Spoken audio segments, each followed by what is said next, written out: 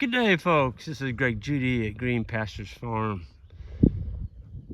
Man, we went from one extreme to the other, and I am so happy for the other extreme.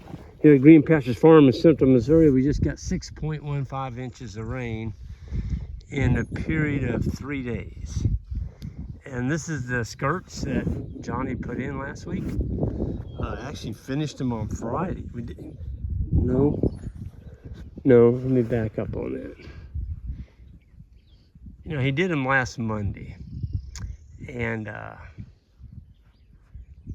we went ahead and got all the posts driven around the ponds. Got all 3 ponds done. This one has 2 skirts on it. The other 2 ponds have a single skirt. But look at the rock. Y'all that saw the video of him putting that in, this is the first one that he put in right here. Folks, the rock is way out there, which is awesome. So as this pond goes down in a drought, we're covered. We got rock clear out there. You can see where the wire disappeared into the water. I'm gonna have the boys go swimming when the water warms up, but right now, folks, all I've got is I made it cold. I took it off the feeder on both sides, so I put a plastic handle on this side, and it's going down into the water. And then on this side, I just took my Powerflex rope and tied it, took it loose from here and put it down here. Because I came over yesterday morning and I saw that, and I'm like, well, this fence has got to be dead. And it was, because I've got 2 skirts with wire down in the water, which isn't that big a deal. I mean, you just take it loose and pull it through your eyelets, and that's why we've got 2 sets of eyelets. So we may make 3. You see, they don't need to wade clear out there and get them a drink. They only need to wait about where my feet are right here. So I'm definitely going to put in 1 more set of fiberglass posts and shorten up my drinking lane. They don't need to be out in there. They need to be standing right here on this rock drinking. Oh, folks, I can't explain how awesome it is to have your water back.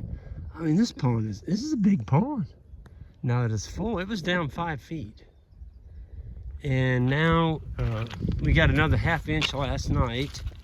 It's almost, if we had another, I'm gonna say 6 more inches of rise, 6 to 8 inches, that's gonna put it going out the spillway back there. So it doesn't hurt me that it stopped right where it's at, but we're supposed to get more rain on Thursday and Friday. And if that happens, if it's a sizable rain, then the water will exit going through this earth spillway. That's what this is built for.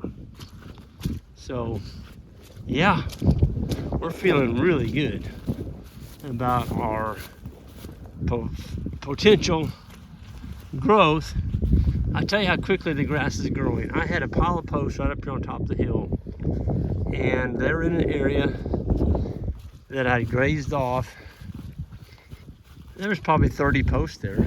I went to pick them up this morning, and there was grass growing up through the post. That's how quickly the grass is recovering. Yeah. So this is pretty darn awesome.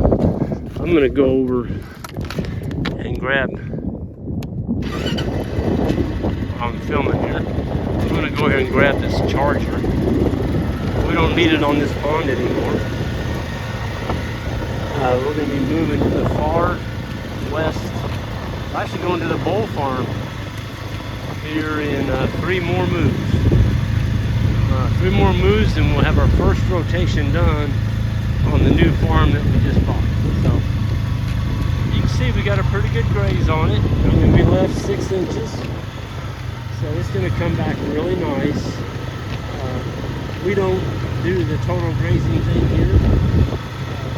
Some people do, and that's fine. They get along good with it. Kudos to them. But one of the things that I've seen, and I've had other people email me, they've had some issues with it, is when they do the total graze, they take it down to the dirt. You only graze half your farm, okay? The other half is left to grow. So you always have this half of farm stockpile to graze the next year. But when you take it to the dirt and you're in a 3-year drought, you're done, because nothing grows back. You take it to the dirt, nothing grows back. And so if you get in a multi-year drought and you're depending on that other half of the farm to carry you the next year, and you got 0 precipitation, no growth, you're done. Or if you just graze the tops and keep your ground covered, but a little bit of rain you do get, you catch it. You catch it. See, if we took it all like this, this is where Johnny had the rock in. We would never graze pasture like this. But there's people that are doing it. We caught our rainwater, folks. When you take it to the ground, you don't have anything out there to catch the rain. If you do get a rain, it just runs off to your neighbors. So keep your ground covered, keep a good litter bank out there, and stay in business and make some money in grazing. Anyway, here's that charger. I'm not touching that. That's a Speed Right. It's one of the bigger ones. It's a S500 solar. There's my ground rod. I'm telling you what, folks, I put a meter on this yesterday. It was 10,500 volts. So I'm gonna be very careful. Unhook that. I'm gonna reach underneath here. There. We're cold. We're cold. See, I can touch that now. I love electric fence. It's so portable. See, I just pulled my ground rod out. That's not a very deep ground rod, but the ground's so wet now. You don't need a very deep ground rod. It's a big one. Sucker's heavy. Got that in. And so we're gonna move this to the west part of the farm, and this will be the power source for our first pond that Johnny finished the skirt on last week. So we haven't used that skirt yet. We're using the other one today. It's on the other side over here, and I don't have time to show that today, but that's the pond that Joel saved by jumping in the hole and putting the plug in the pipe after we cut it off, and realized later we had the wrong valve to glue on it. Whew, what a horrible feeling. Anyway, I'm gonna get out of here. You can see our new fence we put in, timeless post, 170,000 PSI wire. These are the 1.5 inch. You don't have to paint them. They got a UV protector on them. They're pre-sharpened, pre-drilled. 4-footers, man. They work great for ponds. If you have a sharp bend, of course, you got to put a fiberglass rod in there. And I get fiberglass rods. You can buy them pretty darn reasonable from Powerflex. Powerflex has some really assortment. They've got the 1.5 inch, all the way down to 3/4 inch. 5 and 6 foot lengths. They might even have 4 foot. I'm not sure about that. But if you're gonna make a corner like this one right up here, these are all 5-footers. And this is only a 1-inch rod, but folks, when you put 2.5 foot in the ground, look at that. That sucker's stout. You don't want to put just a normal line post there because it'll bend. So anywhere you have a bend in your fence, put one. And then you'll end up with a nice tight wire. And a tight wire means your animals are not gonna escape and get someplace where you don't want them. Oh, what a beautiful, beautiful sight. Folks, I've been praying for this for years. A full pond.